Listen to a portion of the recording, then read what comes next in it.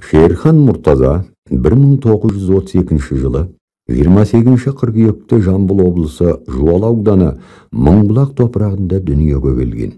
Мәскеудегі Ломоносов атындағы университеттің журналистика факультетінде оқиды. Шерхан Муртаза көптеген әңгіме, повесть, роман, пьесалардың авторы. Оның ел, қоғам, мемлекет, әдебиет үшін істеген еңбектері өте көп. Жазушының әр жылдары табылған теңіз, белгісіз солдаттың баласы, Ахметжанның анты, мылтықсыз майдан повестері, 41 жылғы келіншек, интернат наны әңгімелері, қара маржан, 5 кітаптан тұратын қызыл жебе, ай мен айша, елім саған айтам, елбасы сенді тыңда, бесеудің хаты пьесасы, бір кем дүние кітаптары жарық көрген. Оның шығармалары КСР халықтары мен шетел тілдеріне аударылған. Әзиза пьесасы Мәдениет және ақпарат министрлігінің грантын жеңіп алды. Қара маржан роман үшін 1978 жылы Қазақ КСР мемлекеттік сыйлығын алды. Ол аударма саласында да жемісті еңбек еткен. Лазарь Лагиннің Хаттабыш қарт, Мұстай Кәрімнің Біздің үйдің қуанышы атты шығармаларын қазақшаға аударған. Қазақ КСР-нің еңбек сіңірген мәдениет қызметкері, Қазақстанның халық жазушысы. Шерхан Муртазаның интернат наны шығармасы. Әңгімеде соғыс жылдарынан кейінгі өмір суреттеледі. Басты кейіпкер интернат оқушылары мен Әлтай. Әлтай басы дәу, үрпек шашты, мойны қалдырақтай, шүңірек көз, томпақ ауыз, нанға тоймайтын қара торы бала болатын. Ол тамақ жегенді жақсы көреді. Бірақ соғыстан кейінгі өмірде жеңіл емес қой. Интернаттағы балалар аз ғана тамақтанады.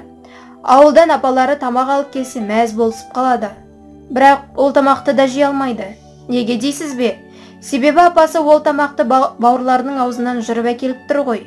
Кішкентай болса да бауырларының қамын ойлап интернаттағы балалар бұл апасы әкелген тамақты жеуге батпайтын. Әсіресе Әлтай. Ол апасы әкелген тамақтарды өзінің чемоданына сақтап жүреді. Оны бір түні достары байқап қояды. Бізге де бересің деп, байбалан салып жатқанда оларды интернат мұғалімдерінің бірі байқап қояды. Олардың тәтті ұйқысын бөліп, жылы көрпесінен бөліп, далаға шығарып сапқа тұрғызады. Ол кісі біраз тұрып балалардан: «Қарындарың ашты ма?» деп сұрады. Балалар қарын ашқанын айтар айтпасын ойланып біраз тұрады. Ешкім үндемейді. Енді мұғалім артына қайтып кетіп бара жатқанда, Хасболат деген бала қарын ашқанын айтады.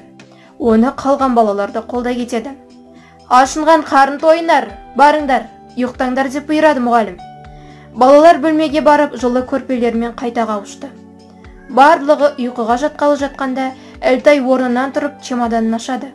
Ондағы нан, құрт, талқанды барлық балаларға теңдей бөліп таратып береді. Балалар өте таң қалысып және қатты қуанады.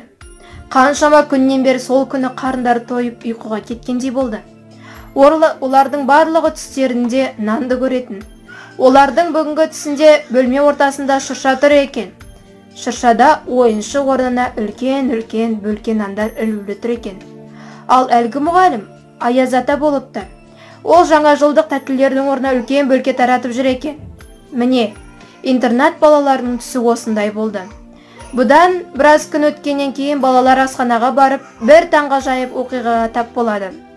Үстелде бұрынғы бір тілім нанның орнында үлкен бөлкелер тұр екен.